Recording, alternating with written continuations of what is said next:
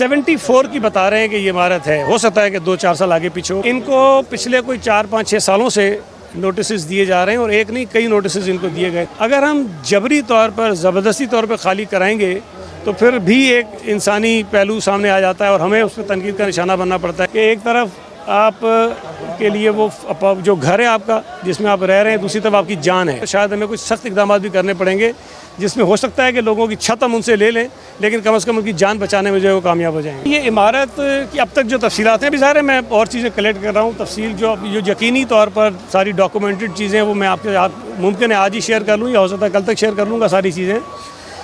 74 की बता रहे हैं कि ये इमारत है। हो सकता है कि 2-4 साल आगे पीछे हो, मैं यकीन से नहीं कह सकता, जो मुझे अभी तक बताया गया है।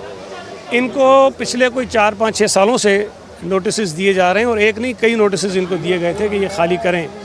लेकिन मैं शहरियों की मुश्किल को भी अंडरस्टैंड कर सकता हूँ, लेकिन मैं फिर कह रहा हूँ कि एक तरफ आप के लिए वो जो घर है आपका जिसमें आप रह रहे हैं, दूसरी तरफ आपकी जान है।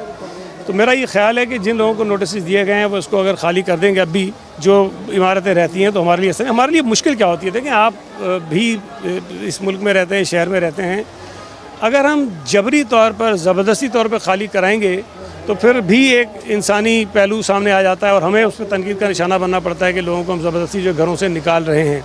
तो इसमें मेरा ख्याल है कि हमें मीडिया के भी साथ की ज़रूरत होगी, लोगों के भी साथ की ज़रूरत होगी कि हमें अगर इस किस्म के वाक़यात से बचना है। और आज कितनी मासूम जानें जो है ज़ाया हो गई हैं, अगर हमें इस किस्म के वाक़यात से बचाना है, लोगों की जानों को महफूज रखना है, तो शायद हमें कुछ सख्त इक़दाम भी करने पड़ेंगे जिसमें हो सकता है कि लोगों की छत हम उनसे ले लें, लेकिन कम से कम उनकी जान बचाने में जो है वो कामयाब हो जाएंगे। मैं बारहा फिर गुजारिश कर रहा हूँ कि ये पूरा एक माफिया है जो शहर में गैर कानूनी तामीरात करता है।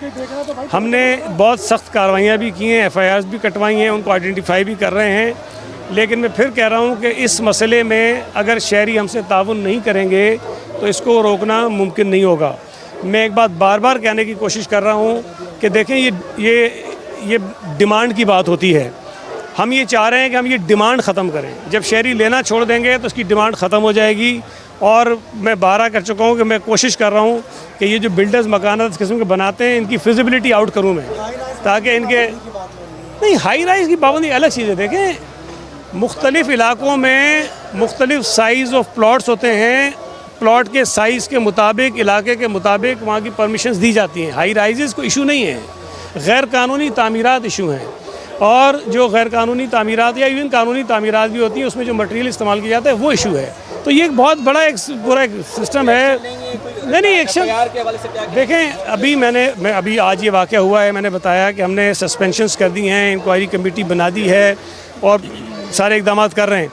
लेकिन मैं कोशिश ये करूँगा कि अब कम से कम जो आइडेंटिफाइड डेंजरस बिल्डिंग्स हैं उनको खाली कराने का एक तरीक़ेकार मुतय्यन करें और लोगों को वहाँ से निकालें ताकि मज़ीद कौन मालिक है, कहाँ है? नहीं, अभी मुझे ज़रा, क्योंकि पुरानी बिल्डिंग है, यकीनी तौर पर लोगों ने ख़रीद लिए होंगे या हो सकता है कि पगड़ी सिस्टम का कोई चक्कर यहाँ पे हो, तो वो मुझे थोड़ा सा टाइम दें, मैं सारी चीज़ें आपसे शेयर करूँ।